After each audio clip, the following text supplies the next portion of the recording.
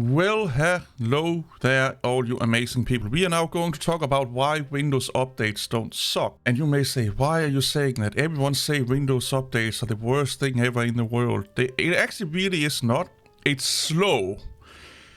Like a donkey, a turtle is way faster than they are. And you can see here it's actually checking for updates. This is a virtual machine, there's an update pending. You can actually pause it for a week. There you go. It's not going to update. So let's say you're doing something where you don't want any interference or anything like that. It's not going to update. It says here, oh, installing. Well, see here, your device won't be updated until update resumes. I just paused the update. So I think it will still download the updates. Then after a week, it will install them for you. And you can do this for 2 weeks, 3 weeks, 4 weeks. Again, there are situations where this would be a thing. You can also go in here and you can view your update history, which is actually really, really amazing. You can see driver updates. You can see definition updates. You can see other updates. You can even uninstall updates if you want to.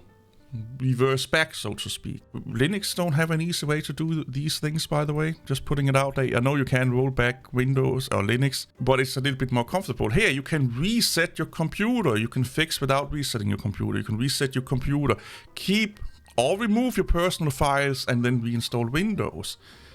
I wish Linux had something like that. Advanced startup, you can start up into a USB drive or recovery mode, save mode, and all those things. Another thing I actually wish Windows or Linux actually had.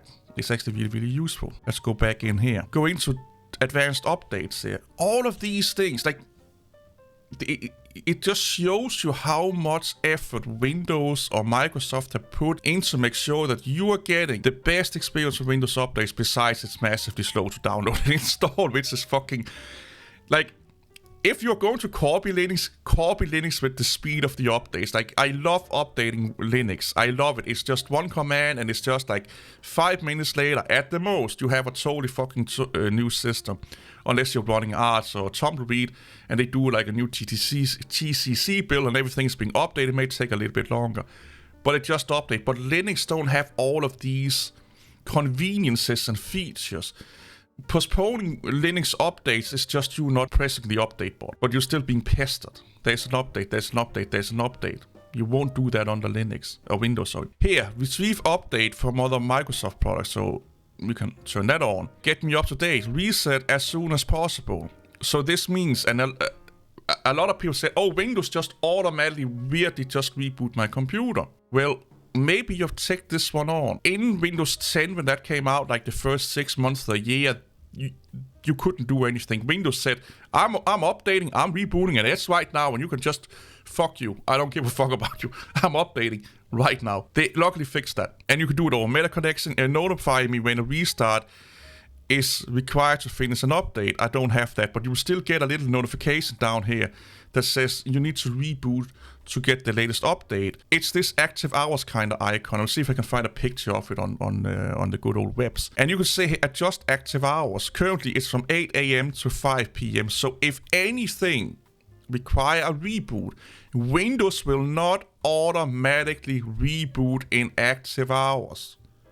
It won't. And I can go in here and I can set it manually if I want to, and I have that on my host system. But still, if it's automatically, it will come with that little icon down here in the taskbar or system tray where it says you have a pending update. We are going to reboot your computer at this specific time. It's coming up as a pop-up, and then you can be restart now or set active hours or set reboot, and then you can go in and tell it, I don't want you to reboot at, let's say, 7 p.m., but I'm okay with you rebooting at 10 p.m. So this really falsely notion that I see a lot of people say that Windows automatically just reboot when there's an update has not been an issue since 2016, I think. We have additional updates, feature, quality, and driver updates. So if you're putting in a peripheral and you don't want to go to Logitech's website and all these websites to download it, you can have an update in here. You can also have an update in here for our USB firmware on your motherboard.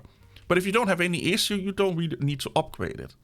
Sometimes upgrading your BIOS and your firmware, if you don't have any issues and it's not a security risk, can actually be damaging because it can go in and reset a lot of things and you have to spend a lot of time basically configure it back up to normal settings. So things that are optional, that is not necessary, is being put in here, and that can be driver support and stuff like that. Here, the delivery optimization, allow downloads from other PCs. Your PC may send part of previous updates to other devices. So here, it's only devices on my network. You can also do over the internet. So you can be a good citizen and you can be like seeding, like torrent seedings and stuff like that. You can set up bandwidth and all of these things here. Again, I have not looked into setting up bandwidth with Linux, but you can limit bandwidth with Linux. But I don't know if you can limit bandwidth within Linux just for the updates, as you can do here. Activity monitor, download and upload usage. And this is only for Windows Update. So they are giving you a lot of things that our everyday user may want for administrating, troubleshooting, upkeep, and so on and so on. And again, down here, we have recovery, reset, and set up. Restart apps, automatically save my restartable apps when I sign in and out, and restart them after I signed in. So it's basically, I think about it a little bit like restarting services every time you log in and out. Configure update policies. I don't know if you can do this in Home Edition. I'm running the Professional Edition right here. All of this stuff, really, really easily manageable and observational, done in a settings menu like this. Why do Linux not have this? A little bonus here. This is a feature I've been yelling at Linux people to implement for years. And that is that if Windows detect a hardware configuration that is not compatible with the latest update, it's not pushing it. It's saying there is an update to Windows, but because there is box with your hardware configuration, you're not getting it until we either fix it with the hardware vendors. Probably takes sometimes it takes a week and then you can update. I wish Linux would be like, oh, we see you are having a Pentium 5 or something like that, and you only have 1 gig of RAM and you have this specific motherboard and this specific sound card and this specific graphic card is the word I'm looking for. We know that this update, there is potential bugs or instabilities happening with that specific hardware configuration.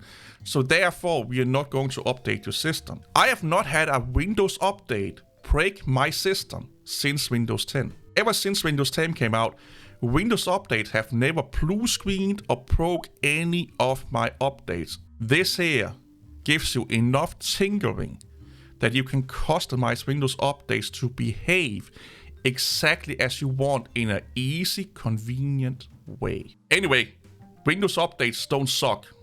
It really don't suck. It's just slow as a donkey. See you all later. Bye bye.